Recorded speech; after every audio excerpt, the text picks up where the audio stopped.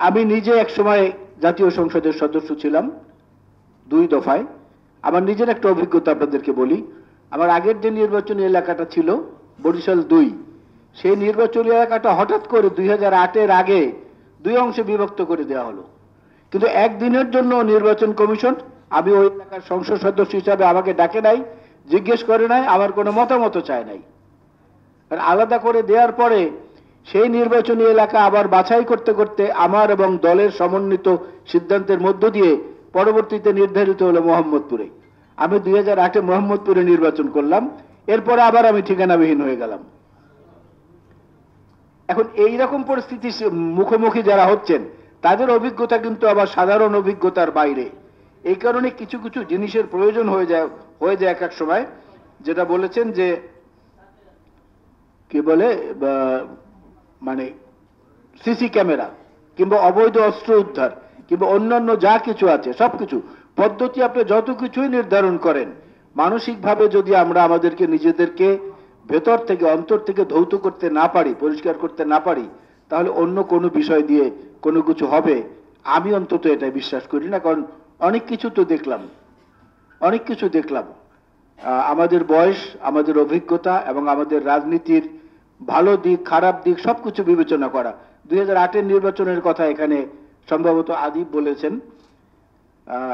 2008-এর নির্বাচনে একটা আশ্চর্যজনক ব্যাপার আমি যদি আপনাদেরকে মনে করাই দেই, গোটা ঢাকা বিভাগে বিএনপি একটি আসনও পায়নি। এটা কি বিশ্বাসযোগ্য? ঢাকা বিভাগে এতগুলো 96টা আসন ছিল তখন, তার মধ্যে একজন ভালো মানুষও ছিল না।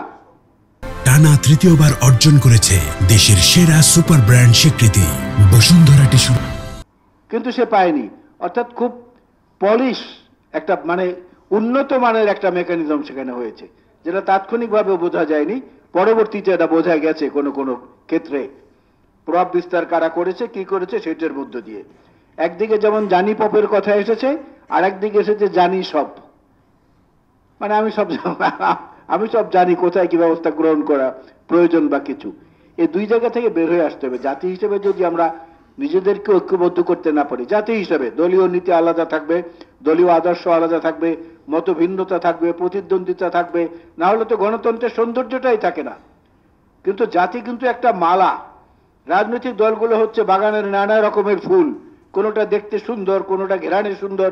এই সবগুলোকে গেঁথে যখন মালা তৈরি হয় তখন হয় একটা দেশ, একটা জাতি।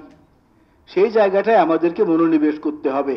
মার্কিন যুক্তরাষ্ট্রের এত কয়েক শতাব্দীর গণতন্ত্রের ইতিহাসে দেখেন, একজন মাত্র ডক্টরেট ছিলেন তাদের প্রেসিডেন্ট, মাত্র একজন পিএইচডি হোল্ডার, উইড্রো উইলসন।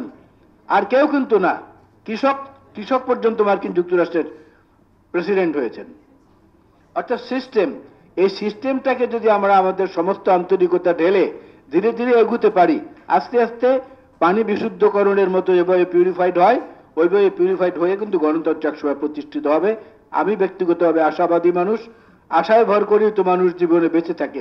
সুতরাং আমরা আশাবাদী হতে চাই যে এই বাংলাদেশ আবার নতুন করে দেখাবে, যেটা দেখিয়েছে তারা জুলাই গণ অভ্যুত্থানের মধ্য দিয়ে, এবং এর আগে প্ল্যাটফর্ম রচিত হয়েছে যেসব আন্দোলনের মধ্য থেকে তাদের সমন্বিত শক্তির মাধ্যমে।